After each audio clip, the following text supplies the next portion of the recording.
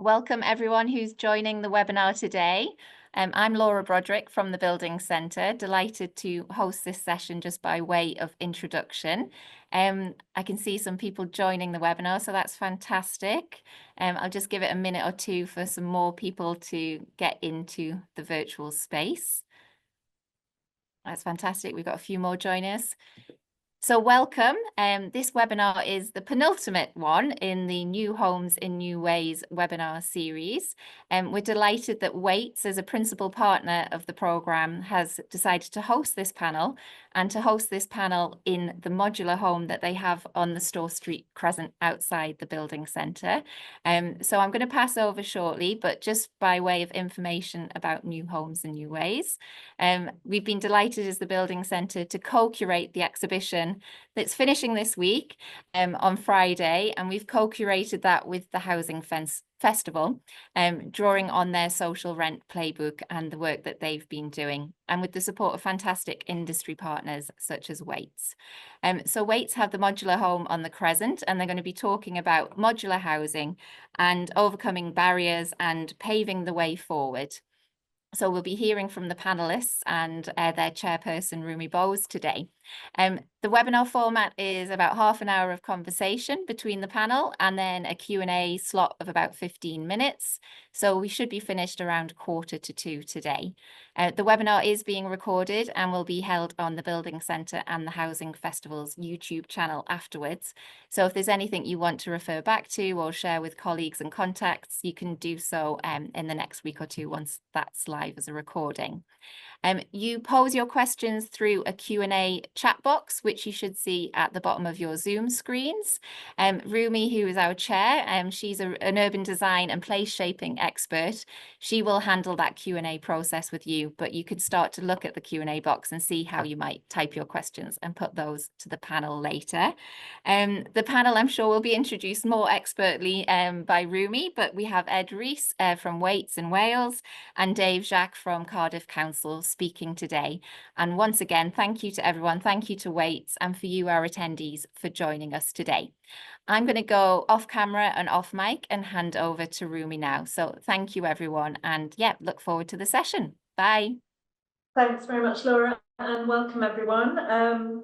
Really excited to start this conversation. So this webinar is going to focus on practical and positive. That's what we're here to talk about today. Practical application of modular housing in addressing the climate, the housing crisis that we are facing today, specifically around temporary accommodation needs. So we're going to be centering on lessons learned, and we're going to be hearing from some amazing, experienced professionals who've got some really good stories to tell. They're going to highlight for us some challenges that they faced, how those challenges were overcome, and the insights that they gained from this experience. So hopefully you, those of you attending, will really gain some insight and valuable knowledge from our experts here who've implemented these projects. So yes, with that, let's hear from our panelists. Ed. So I'm Edward Rees. I'm the regional MD down Cardiff in the southwest, and the clients. Hi, Assistant Director of Development and Regeneration at Cardiff Council. Okay. Thank you so much. So let's kick off with you, Dave. So Cardiff Council declared a housing emergency a few years ago. Tell us what happened. What were the immediate challenges? What kind of kicked you into action? How did you? Yeah, it was kind of a perfect storm, really, of a number of events that caused the council to declare a housing crisis. So we did that in January 23. Coming out of the pandemic, we saw a huge spike in both family homelessness and single person homelessness that we haven't seen, numbers of which we haven't seen for a few years. And to the point where we found ourselves having to lease hotel accommodation in order to adequately house people, which for us isn't a place we want to be. It's not sustainable. It's not a good place for families to be in a hotel room and so on. So we worked with Welsh Government and declared a housing crisis in order to have support from our cabinet to deliver innovative schemes, working with partners to help tackle that housing crisis that we found ourselves in. And you've done some quite impressive stuff since that moment. I mean, what would you say are the sort of key successes of what Cardiff Council has achieved in this? So, yeah, I think the biggest scheme that we delivered through our existing partnership, Cardiff Living with Wates Residential, is probably the success story so far of what we've achieved. And it shows how sort of public sector, private sector can work together in partnership to deliver innovative solutions. So we have a number of empty brownfield sites that are in our housing development programme. We've got a large programme, 70 sites across the city. We're going to build 4,000 homes across those sites. But a number of those sites are large. They take a long time to go through design and planning. They will remain empty for a number of years before we start to build on those sites. So the challenge from our cabinet member for housing was, can we look at some of the empty sites we have that aren't going to be a number of years, and can we do something innovative to make a meanwhile use of that land for temporary housing, for emergency housing, to provide better housing to enable us not to use hotel accommodation for families and single people. And because we had an existing development partnership with Wates, we've got that challenge to Wates. A couple of sites we've got, can we work together to come up with an innovative solution using modular housing or some other solution to provide really high quality temporary housing solutions? But I think the biggest success was the speed at which we got it moving, really, wasn't it? It was quite a challenge to Wates. It was, here's a site. Yeah.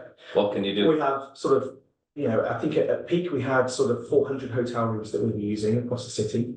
How accelerated delivery, sort of speed of delivery, how quickly can we provide a better solution on these sites? And so what was your response on that when Cardiff came to you and said, right, this is a challenge?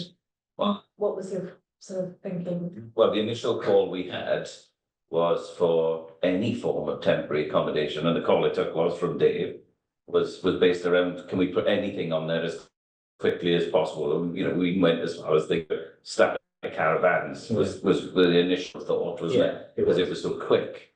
But when we sort of challenged our lodge, putting people in homes which were, space standards, didn't have the sprinklers that we've got in ours, they were building control regulated. So, we actually used the experience that we got off a previous permanent modular scheme we'd done in Croft Street. And we're using the same sort of structural model. We developed our own product. Yeah, and because the housing crisis was not unique to Cardiff, we had this issue across Wales. Welsh Government brought out a grant fund to help subsidise what was called transitional accommodation. So transitional accommodation capital programme, TACP funding. Yeah. And in order to help access that fund, obviously you need to meet certain standards. And they really pushed the standards, didn't they, for what they would fund. So that led us really to think more about using modular housing that we have really good experience of. We've used it before, really successful schemes that we delivered, but not on this scale. Yeah. So there's a lot of challenge, a lot of risk. Really have to work with trusted partners if we were going to make this a success. So this is a the site used 23 acres, very large site. 6 modular homes on that side, which is a huge project. Yeah. Well, that was probably our biggest, earliest challenge, wasn't it? Because we had the phone call end of August time in 22. We had the designs done around October. Yeah. And then when we went for Welsh Government funding, obviously another tier of stakeholders got added in and another level of compliance to achieve the funding requirements. Yeah.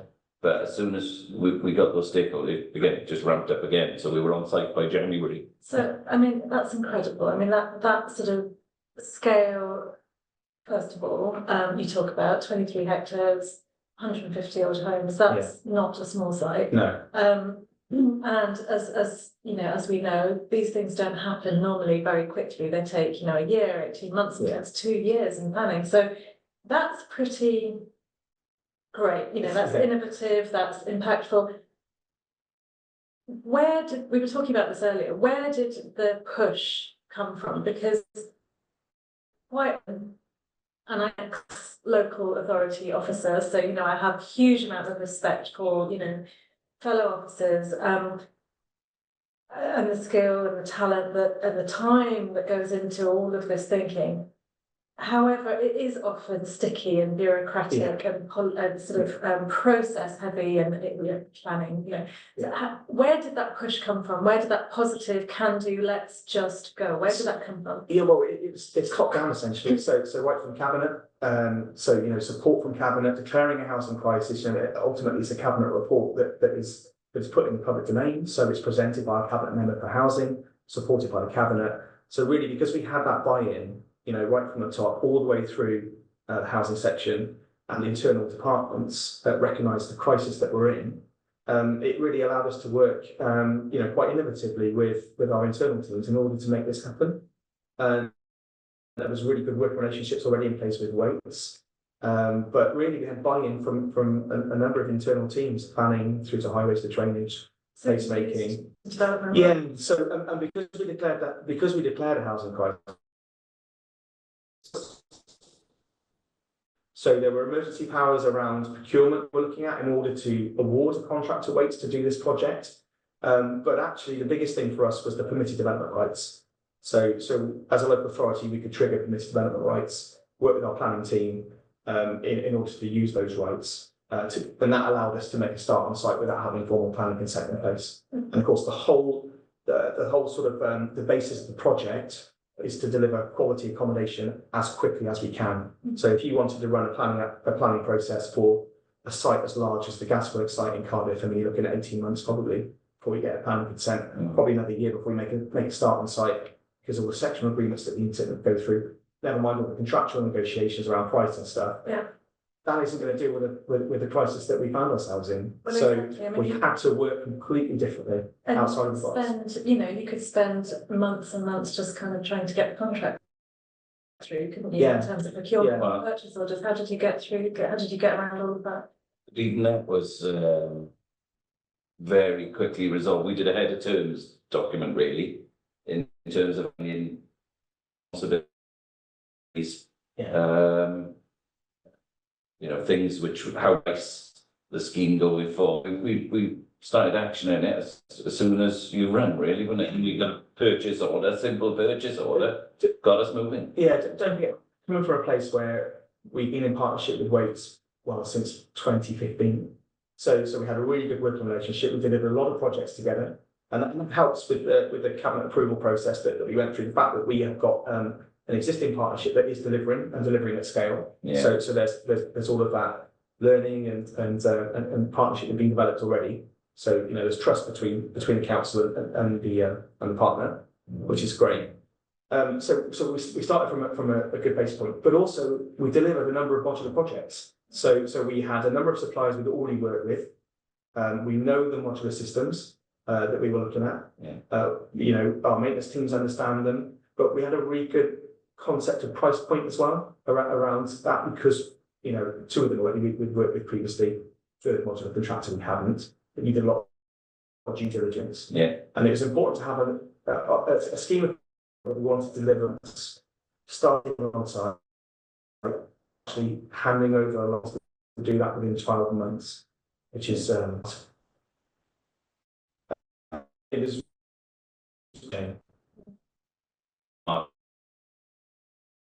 It was quite like contractors best, and that formed a lot of our strategy going forward, because we actually brought in 3 modular providers. Number one, it shared the risk, so if one of them went bust, and one of them did, we had another 2 that could pick up the slack. Plus it allowed us to operate 3 all at once. We had, you know, the object of the site was to operate at scale and pace. Yeah. And that brought the pace into it. Yeah. Yeah. I mean, we've touched a little bit on trust and risk. Just talking about risk at this pace, how did you manage risk? Like, what were the sort of key elements you were thinking about? I mean, maybe I'd like to sort of ask both of you from sort of the supplier, the contractor, and well, from my side, it was very simple in that everything was open book. Mm-hmm. So we agreed a margin, you know, an overhead plus a very small margin because we weren't, you know, which was operating within the existing framework. So we agreed all that up front straight away. And then the rest then was open book and remeasurable. So it was obviously we're operating outside of what we, you know, traditional contract, you know, so we had to work differently. There's a lot of risk on us as a local authority. There's a lot of provisional sums in there, but we had to take that risk, and it's mitigated, you know, measured. Wates did you know, work up a high level cost plan, gave us some reassurance around what we thought the contract sum was going to be, to the point where we felt that we could take that risk on. But like Ed said, you know, we do operate open book. You know, we see all the subcontracting pricing. You know, we've got fixed margins there, so we know what we need to make overheads and profit margin. But it was a lot of risk on us operating in a different type of model to what we're used to. But if we didn't take that risk, we would never have completed the project. And I think we aimed for 12 months, and I think we did it within 14. So, you know, that's pretty impressive. And, you know, we were within a few percent of the original contract sum, you know, at the end of the project as well. So, you know, we were dealing with a highly contaminated site at very the time, difficult wasn't site, which is the reason why, you know, that site in the LDP should deliver around 500 homes. So we delivered 150 purely because we didn't want to go into the ground. The ground conditions were pretty poor. So they were sort of single story bungalow type modular homes. To help mitigate the risk of ground. Obviously, a lot of the risk is in unknown ground conditions and so on. Yeah, the potential for the units that we actually put in could go up to 3-4 story. Right. But because the ground was so highly contaminated, it was a balanced risk of cost versus benefit of, you know, if we went higher, we'd have to go lower. So it was a case of building up to keep the costs down, because we didn't take any contaminated material off site.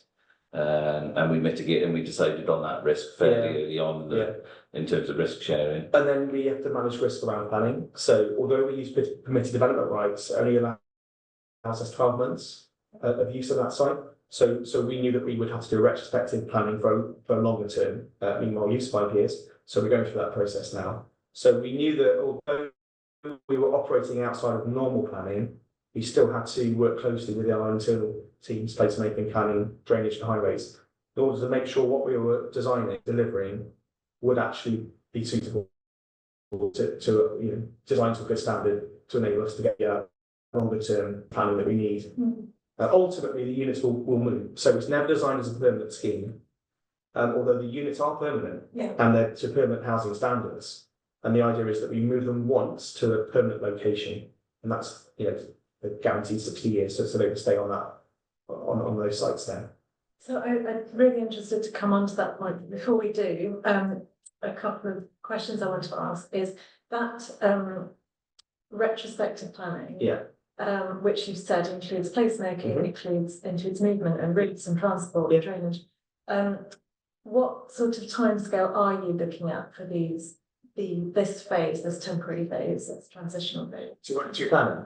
No, how long are we going to stay on site? Yeah, be at least 5 years on a site, and we will move them off in phases. So you know, we'll move tenants into a permanent home, free up to say 30 modules, and then those 30 will be moved to their permanent location, build out a permanent phase of the scheme, potentially move people into that permanent phase, and then working phases. Retrospective planning are the essential sort of things that are needed to make good places work, like the infrastructure, the play spaces, you know, all they need to be in place, don't they? That's right. Very well these there. Step outside, and often these are vulnerable people. That's the big structure. It's a testament to that. The scheme itself, it's fully tenanted, and it feels like a real community down there.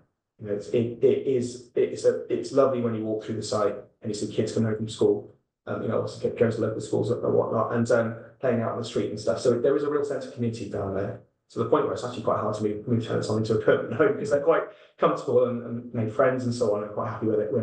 But it was never designed as a temporary scheme, was it? The layouts, everything was. Parking, access through the site, the open space that's on site as well, the landscaping, it does feel like a permanent development. So can you elaborate on that? It wasn't designed as a temporary, Well, we treated it like it was a permanent scheme. Yeah.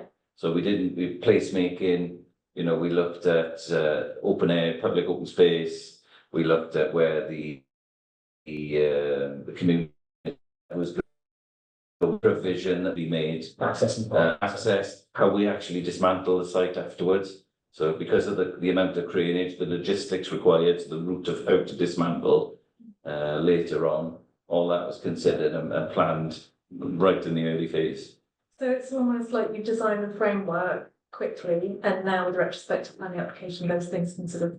Yeah, should be a smoother process through, yeah, that's right, yeah. And I was going to ask you, Ed, I mean, how do you balance this pace with sort of good, robust quality products? How does that work? A lot of it is done off site. So all this, everything that was done on site was just groundworks and infrastructure.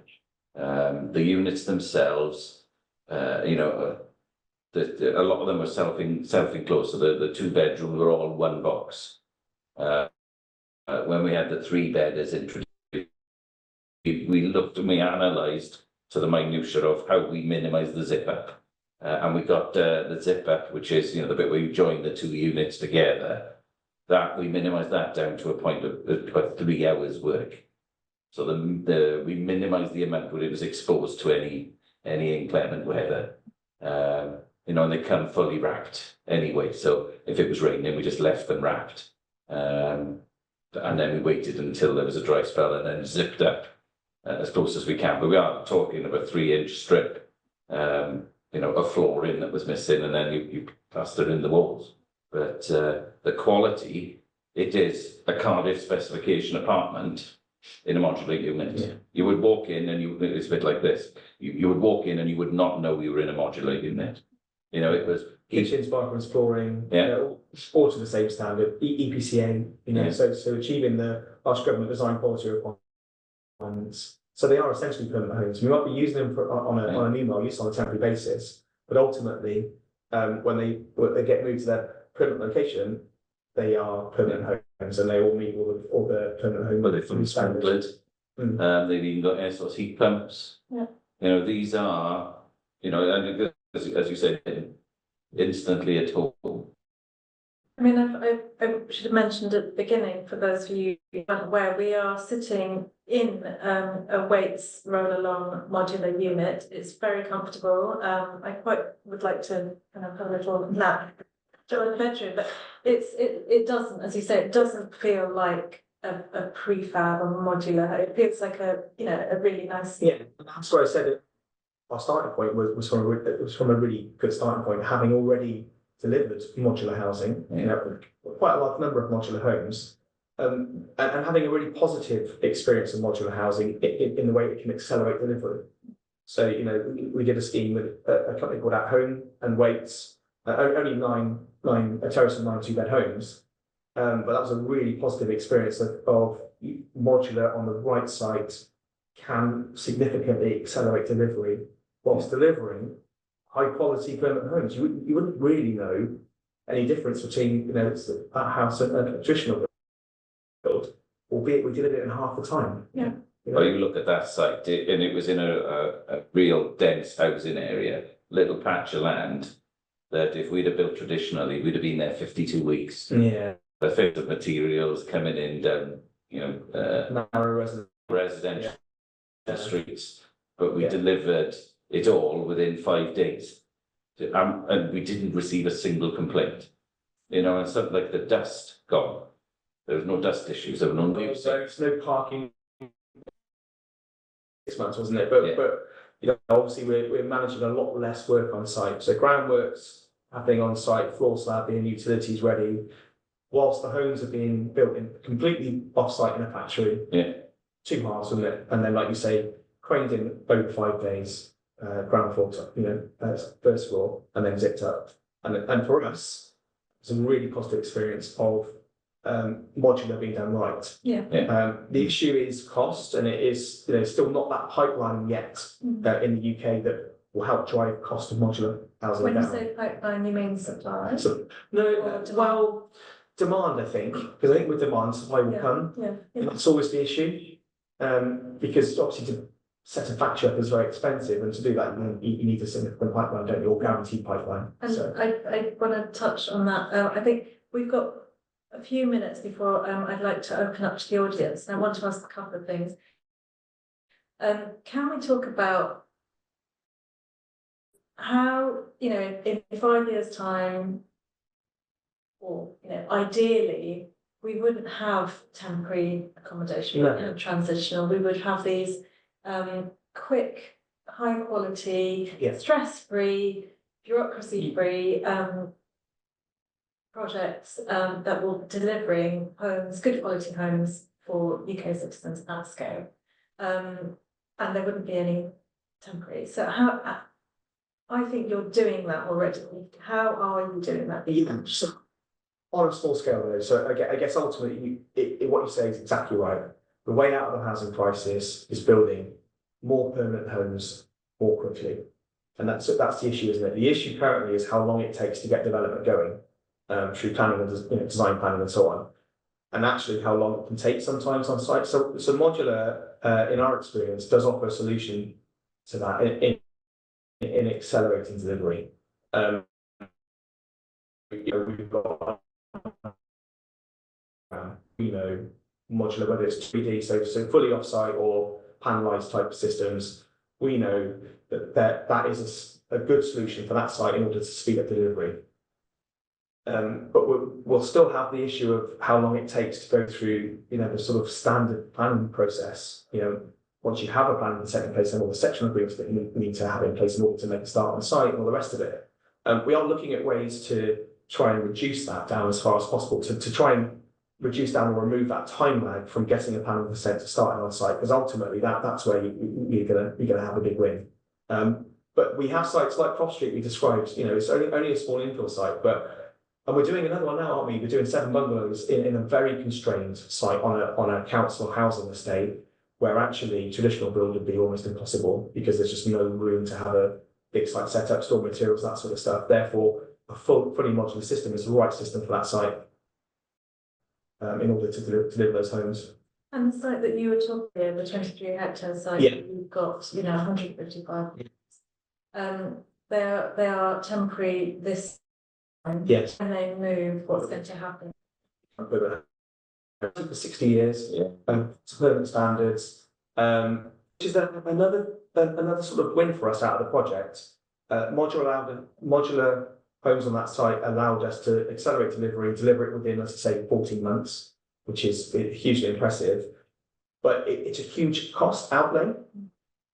So to do that for what would be a 5-year scheme, it doesn't stack up. It's not viable. But knowing that those homes have a second life, not second life, but ultimately have a permanent site to go to, where they will stay there for the next 60 to 100 years, that begins to make more sense. Yeah. And that's where evolution has taken us now, isn't it? Yeah. What we're looking at now is a temporary product that can be adapted into a permanent. So if you're talking 5 to 10 years as a temporary site, we can, when we move them, in that 10 years, we'd have got planning on the donor site.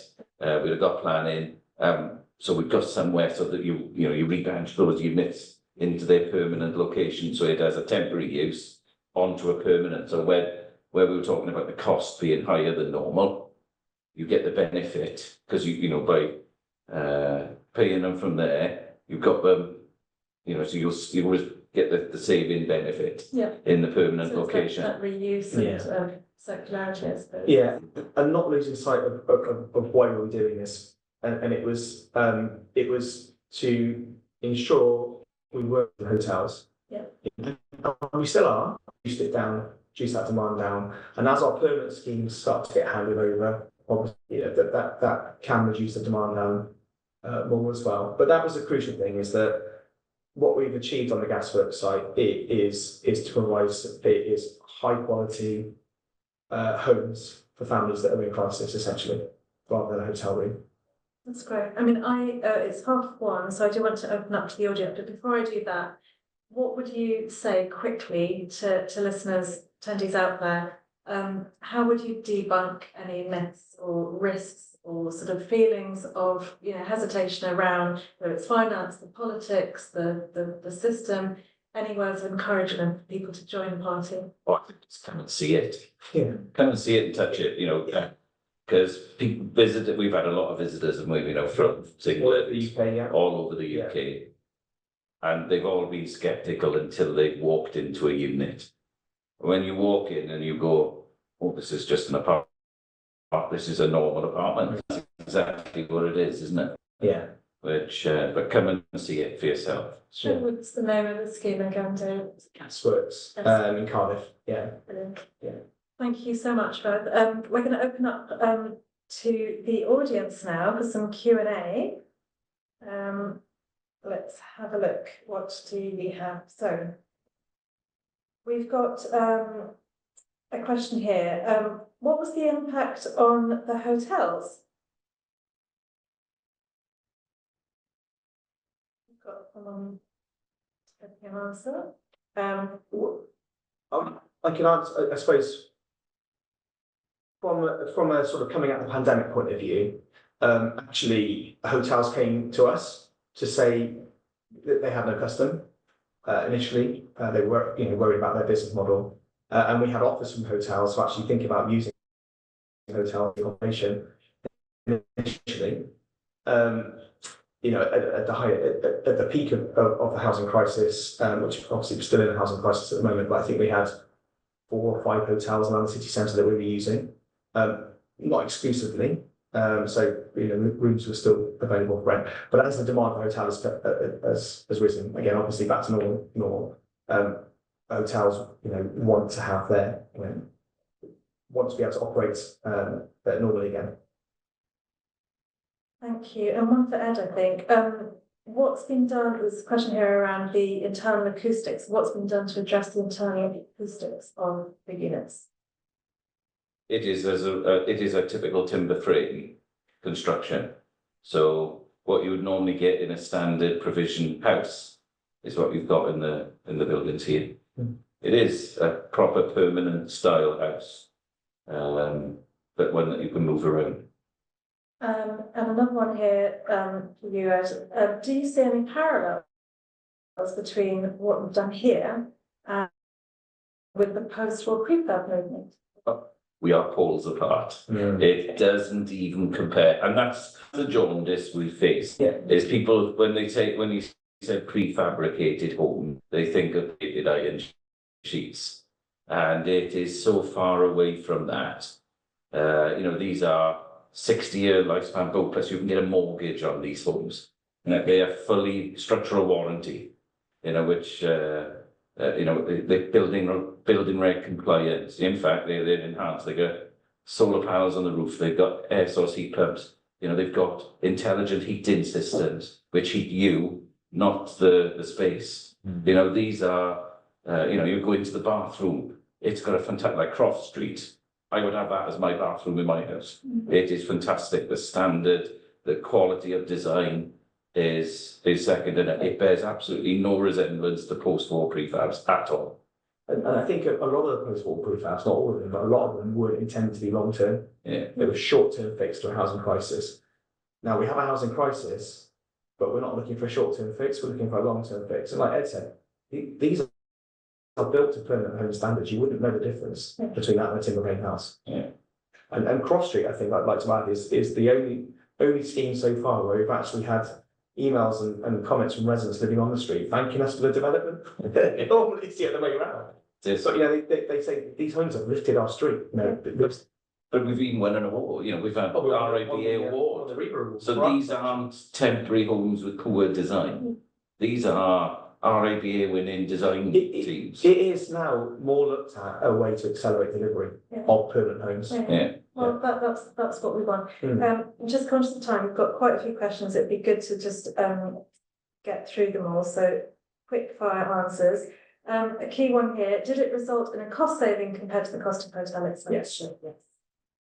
Yes. It's quick. What certification did the modular units have? Were they 3D volumetric, 90% B?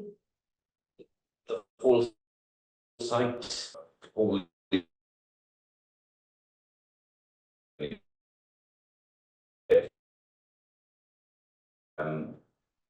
whole works, because of the groundworks, was something like 87% PMV. But there, you know, a lot of that was the trenching for all the services going to the.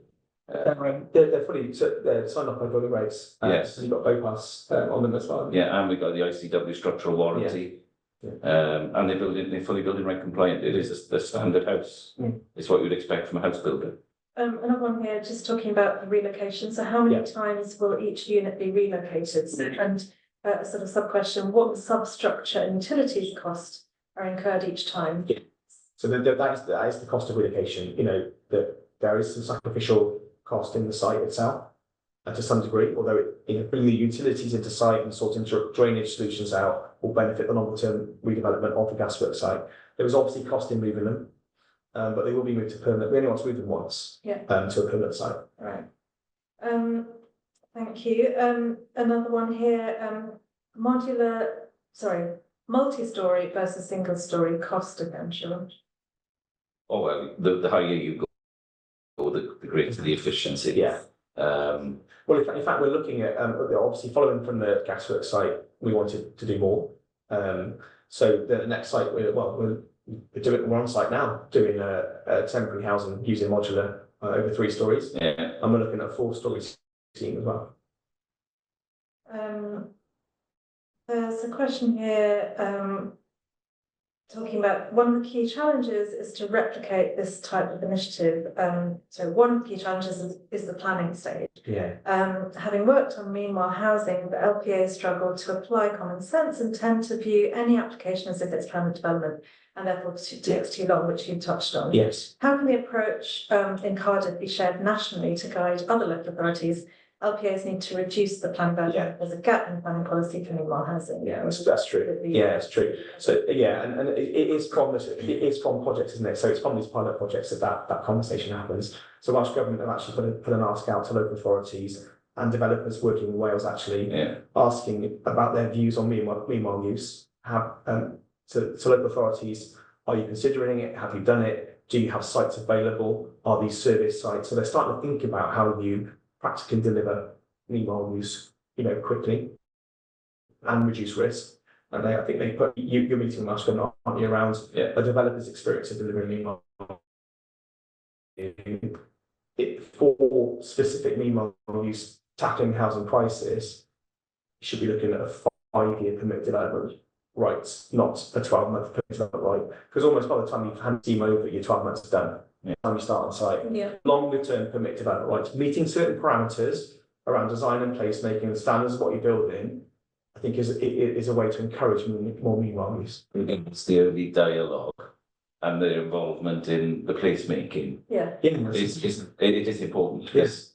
It should fit that unless you can't, don't you? And you've got to engage, and the success of the gasworks site, it feels like a real community down there. I think that's really important. I think you've answered most of the next question, and I don't know what SAB means. SAB, it's all included. It's all SAB standard. Right. Okay. The stormwater attenuation. Yes. Yeah. Fantastic. Next question: are you happy with the external experience of the modular units, and how well do they fit in with the character of the area? Again, you talked about this good one. Yeah, that's a good point. It's about scale and pace. Yeah. It wasn't about the overall vernacular of the unit itself. It was what can we do? We looked at that, didn't we? Whether we put an external facade. I was quite animated about that. I wanted it to look and feel like a permanent scheme, not like a temporary scheme that you've seen in years gone by. And I think because we had 3 different suppliers using 3 different external sort of finishes, I think one of which I'm not too happy with, but 2 I am. But the important thing is that when we come to move those units, that's a simple fix obviously depending on where they go, we might need to change the external finish of the units as part of the. But you get some of the schemes we're doing now, like TF from. Yeah. Where it looks more like a permanent, Yeah, it needs it's, to. it's not a box, these are all stacked into almost like a care home. Yeah. Type scenario, and you can't tell it's a temporary building. We've got a question here about the whole cycle costing of the modular, and does it prove viable given the durations?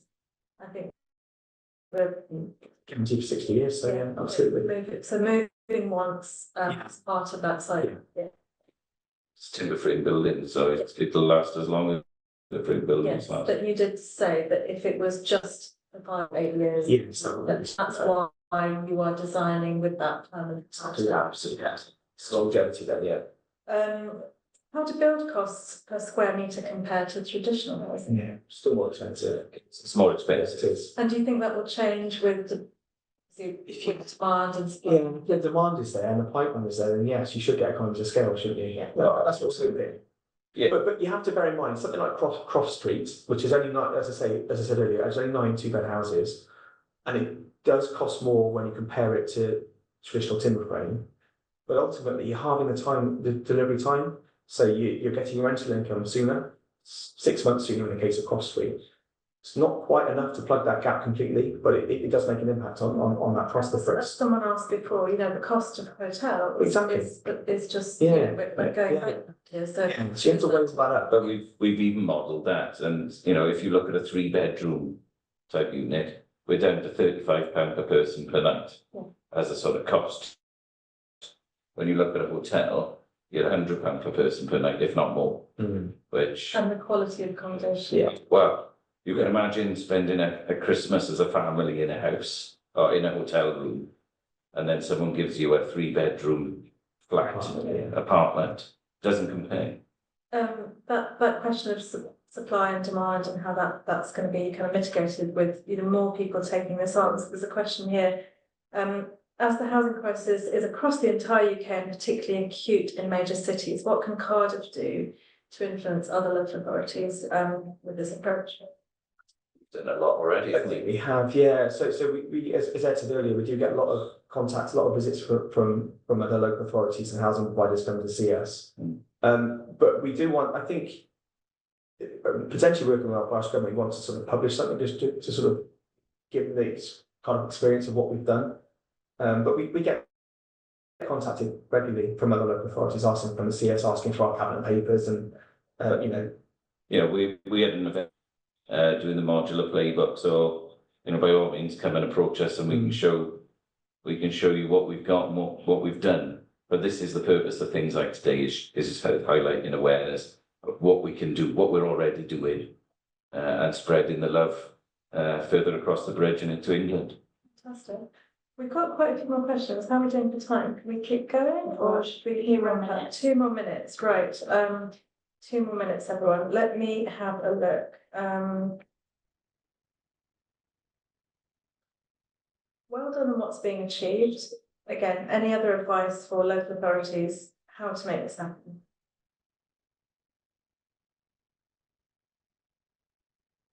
Give us a ring. No, essentially, right? It takes momentum. Yeah. You've got to start the momentum. You've got to start the ball rolling. And if that is some, talk to Dave, come and see Dave's Cardiff, and that back to your cabinet, and as Dave, as Cardiff did, they declared the house, And it was just and move things. And it's luckily for us, we're in the existing partnership. So a lot of the issues that local authorities have around procurement rules, although when you declare something like a housing crisis, it can trigger emergency powers. But even emergency powers around procurement, there's issues in using them, and risk. But because we were in an existing partnership with a developing partner like Wates, luckily for us, that was the case, and we were able to then work directly with you. Add a site into the partnership and work to get it moving quickly. Yeah. There's one last one that I'm gonna, well, maybe a couple of super quick ones, please. Talk about the Welsh government funding you mentioned. Yes. Is there such funding for England? I think it's we've got Homes England coming to see us now. I think they're doing that a lot. I think, you know, if there's call for it, it will happen. Yeah. I think, you know, they've been. I think they're looking at it already. Absolutely. Yeah. And the last question, I'm afraid I'm not going to be able to take all of them, but a question around who are the modular providers that you're working with currently? Are you allowed to? Well, and say we've evolved our own framework of suppliers. We've got the likes of Roll along here. We've used At Home, BT Passive and Daiwa, which, you know, been different. But the, you know, the standards that you're getting, you will be impressed with. Yeah. You know, none of the units feel like a temporary home. Fantastic. Thank you so much, Ed, and thank you, Dave, as well. I mean, we've covered quite a lot in the short time that we've had together, but it's just, I think the key messages that I've heard are just about going. We've got to do things differently. There is a way to do this clearly at scale, at pace, but not compromising standards. I mean, you've won REBA awards. This sounds like, you know, you're taking the right approach. You're not looking at this just through a temporary transition accommodation. This is permanent homes, permanent places, neighbourhoods for people to have good quality lives. That's fantastic. Talking about sharing the risk, being very open, but being grown up, sort of mature partners, working together and sort of achieving that collective impact. So well done, and thank you so much for sharing your positive collaboration stories. Thank you. And just to wrap up, thank you to everybody today for attending, and then thank you to Wates for organising this fantastic panel with Rumi, Ed and Dave.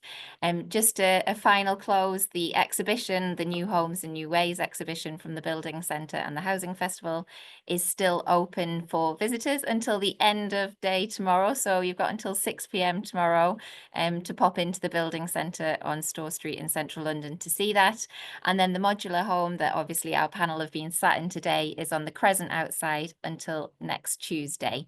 Not open over the weekend, but if you're able to come the rest of today, tomorrow, or then Monday, Tuesday, you can see inside for yourself. We've got one more webinar next week as well. On Tuesday, you can find the booking details of that on the Building Centre and the Housing Festival's websites. But thanks again. Great that you could join, and the recording will be live soon. So take care, everyone. And yeah, bye from the Building Centre and bye from Wates.